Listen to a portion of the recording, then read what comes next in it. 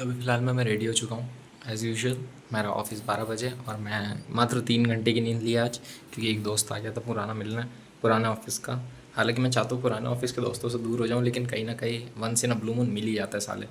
अभी फ़िलहाल में मैं सोनम वांगचुक जी का सब कुछ देख रहा हूँ, मतलब देख नहीं रहा हूँ, फीड आई जा रही है। तो मतलब यार ये क्या चल रहा है, ये मतलब एक बंदा पिछले 18 दिन से भूखा बैठा है, जो कि 48 आवर्स में जिंदा बचे नहीं बचे क्या भरोसा, लेकिन किसी को कोई फ़र्क नहीं पड़ रहा।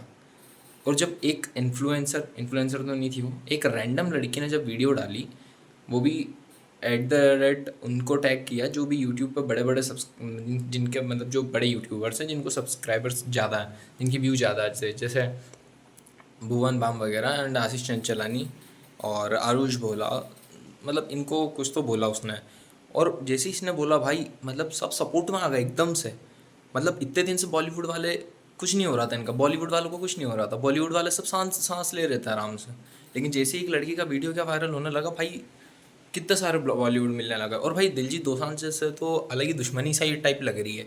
मतलब वो बंदा बोल रहा है कि मैं आर्टिस्ट हूँ, मैं पॉलिटिशियन नहीं हूँ, ये काम मेरा नहीं है। भाई तू आर्टिस्ट है, तू इंडिया से ही है ना, गाता तो इंडिया के लिए ही है ना। इतना बड़ा स्टार होके भी अगर तुम ऐसी बात कर रहे हो तो फिर तुम्हारी क्या मतलब इतना बड़ा फेम का, जब तुम एक इंसान की जान नहीं बचा पा रहे हो। लेकिन वही बात है ना कि ये सारी बातें सिर्फ वीडियो में अच्छी लगती है बोलने में, वहाँ जाके जो वो लोग झेल रहे हैं उनका कुछ नहीं हो पा रहा ना। और वो और जो सोनम वांगचुक जी हैं, वो ऐसे ही तो धरने पे बैठे नहीं हैं, वो बैठे तो तुम लोगों के लिए है ना भाई, जो जी नीट एग्ज़ाम क्लियर कर रहे हैं। Once in a blue moon तुम्हारा बच्चा ने अगर, दिलजीत दोसांझ जी, तुम्हारा आपके लड़के ने, आपकी लड़की ने, जो भी है आपका, उसने अगर कर ली, जी नीट की तैयारी कर ली और पेपर लीक हो गया, इन केस अगर उसने कुछ उल्टा सीधा कर लिया, तो इसका फिर आप हर्जाना किसको दोगे? गवर्नमेंट को।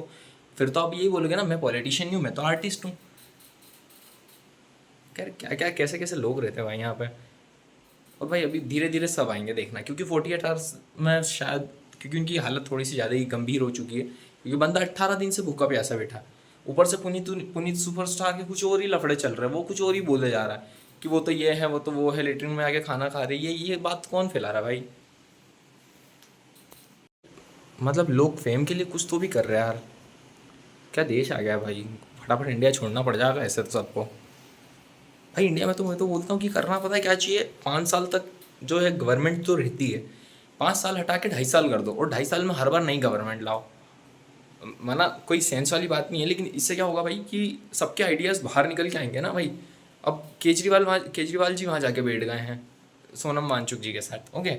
और मोदी जी को आते पता ही नहीं है, मोदी जी को ऑस्ट्रेलिया वाले अलग गाली बक रहे हैं। और मोदी जी ने 2024 में बोला था कि जिस देश की करेंसी गिरती है, का ना उस देश का पीएम गिरा हुआ होता है, और अब अपनी करेंसी, मतलब ये सारी तो मेरे पास रील आई है तो मेरे को ऐसी चीज़ें मालूम पड़ी है। इन केस अगर मैं वही 9 to 5 की जॉब कर रहा होता, हालांकि मेरी तो नाइट शिफ्ट है, लेकिन इन केस अगर मैं 9 to 5 जॉब कर रहा होता तो मुझे तो ये सारी चीज़ें मालूम नहीं थी ना। थैंक्स टू इंस्टाग्राम जो मुझे मालूम पड़ा भाई।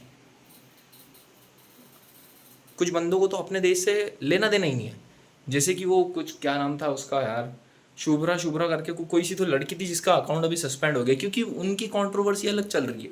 वो रोनाल्डो पे बात कर रहे सीधे।